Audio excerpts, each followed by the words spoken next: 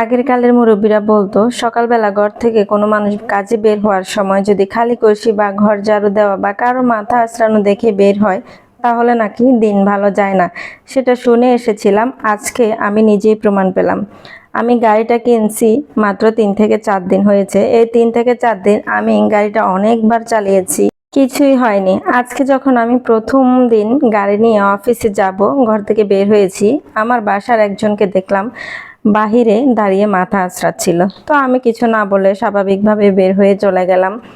গাড়িটা হচ্ছে যে আমি আমাদের বিল্ডিং এ রাখতে পারি নাই, আমাদের বিল্ডিং এর কাজ চলতেছিল, তাই আমাদের বিল্ডিং এ রাখার মতো সুযোগ নেই।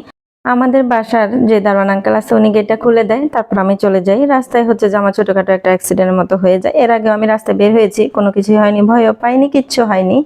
সেদিন প্রথমবার যখন ওই মহিলাকে দেখে বের হয়েছিলাম, দেখেন আমার গাড়ির কি অবস্থা, মানে আমার একদম বুকের মধ্যে লাগছিল যখন মানে গাড়িটা একটা অন্য গাড়ির সাথে যখন ধাক্কা লাগে তখন।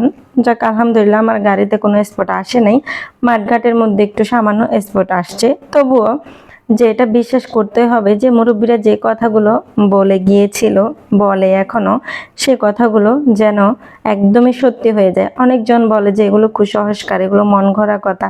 আসলে কোনো কিছুই মন গড়া কথা নয়, মুরব্বীদের কথা সবসময় সত্যি হয়।